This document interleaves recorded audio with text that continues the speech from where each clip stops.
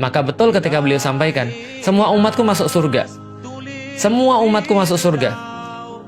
Kullu ummati yadkhulunal jannah. Sesungguhnya setiap umatku mereka semuanya masuk surga. Kata Rasulullah, illa man aba, kecuali yang nggak mau. Para sahabat kaget, emang ada yang nggak mau ya Rasulullah? Ada, kata Rasulullah. Siapa? Mereka yang menolak sunnah-sunnah saya.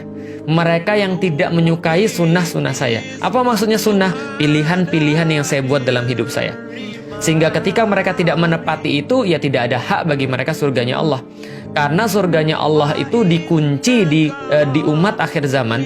Surganya Allah itu terkunci bagi umat akhir zaman, kecuali mereka yang punya segala sesuatu seperti Rasulullah.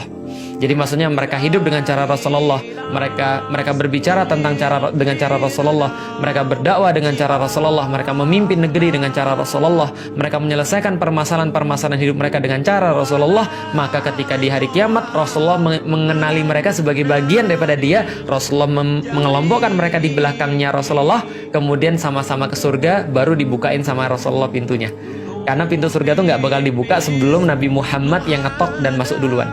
Jadi enak ya, umat akhir tapi masuknya duluan. Datang paling akhir tapi masuk paling duluan. Kenapa? Karena barokah mengikuti choices Rasulullah Sallallahu Alaihi Wasallam. Life is choice. Kalau Anda milih kemudian kayak Abu Jahal, Anda berakhir di tempat sama kayak Abu Jahal. Kalau Anda milih kayak Abu Lahab, Anda jadi kayak Abu Lahab.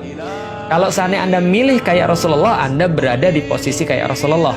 Minimal Anda milih kayak Abu Bakar, Anda milih kayak Umar, Anda milih kayak Utsman, Anda milih kayak Ali bin Abu Thalib. Ustadz, itu ketinggian, kok minimal gitu kan ya? Oke lah, minimal Anda milih kayak Wahsy yang jahat di awal tapi baik di akhir. Minimal Anda milih kayak Abu Sufyan yang dulu memerangi Rasulullah kemudian bisa untuk membela Rasulullah Sallallahu Alaihi Wasallam. Masih ketinggian juga. Ya sudahlah, minimal Anda kayak ulama-ulama yang ada di Indonesia. Oh, ketinggian juga. Minimal Anda mencintai mereka.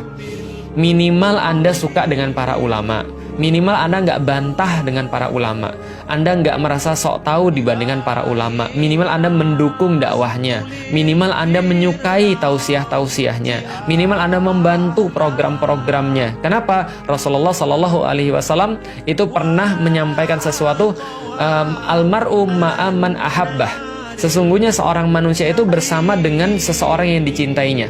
Maka kemudian waktu itu sahabat yang mendengarkan hadis ini berkata, ya Rasulullah, maka saksikanlah aku mencintai engkau ya Rasulullah, aku mencintai Abu Bakar ya Rasulullah, aku mencintai Umar ya Rasulullah, walaupun aku tidak bisa beramal seperti mereka. Maka kata Rasulullah, engkau bersama dengan orang-orang yang engkau cintai.